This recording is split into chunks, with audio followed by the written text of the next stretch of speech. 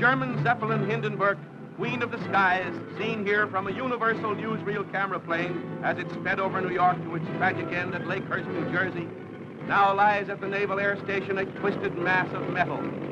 Shortly after these pictures were taken, showing the great Skyliner saluting the millions watching it from below on its first trip of the season, the huge craft exploded while docking and blazed to a fiery end, taking the lives of almost half its 99 passengers and crew.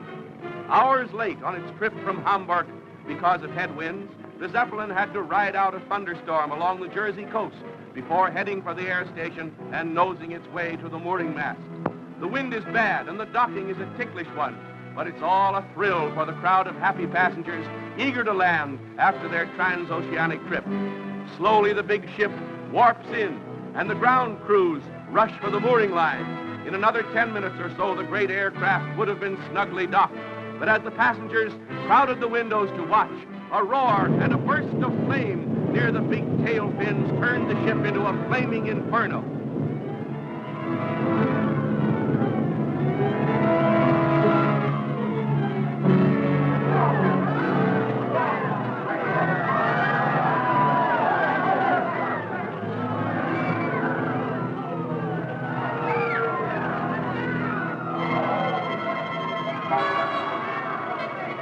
Passengers and crew, the fortunate among them, fell or jumped and were dragged to safety before the fiery furnace took their lives. Heroic work by Navy and Army men risking their lives around the white-hot skeleton snatched more than one dazed and half-burned passenger from the blazing wreckage. But for the most of those trapped in the incandescent tangle, there was no hope. It's the greatest of miracles that anyone came out of the disaster alive.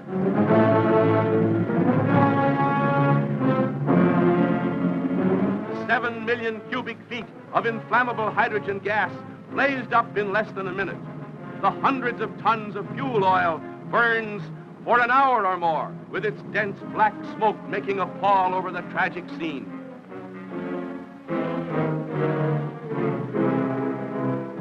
In all the history of air disasters, this is the worst, the most terrible. Hailed as the luxury liner of the air, the Hindenburg's horrible end has shocked the entire world. The pride of the skies reaches its journey's end.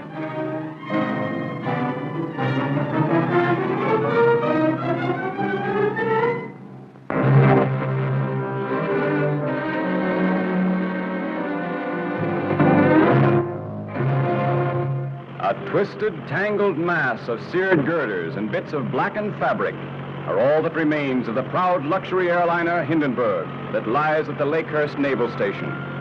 The death list is now 35, with 10, including Captain Pruss, still on the critical list.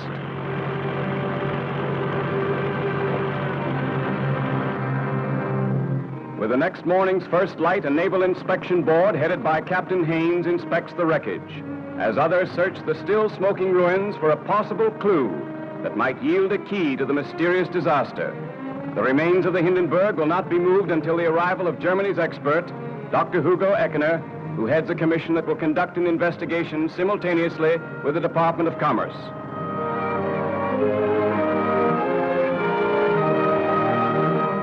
German Ambassador Hans Luther was the first Reich observer to arrive, visiting the injured at the hospital in nearby Lakewood, but refusing to comment on anything connected with the disaster. As soon as is possible, the injured who can be moved are carried to ambulances for transfer to New York, 60 miles away, so as to receive everything that medical science can offer. Swathed in bandages, they may be more than thankful for their miraculous escape from the blazing inferno of the Hindenburg. Members of the crew not seriously injured were housed in the officers' mess at the naval station. 13-year-old Werner Franz, a cabin boy, is the youngest survivor who will appear before the Department of Commerce Investigation Board that calls Commander Rosendahl, head of the naval station, as first witness. But experts believe the exact cause of the greatest of air disasters will never be known. Over the Hindenburg will loom a question mark that can never be forgotten.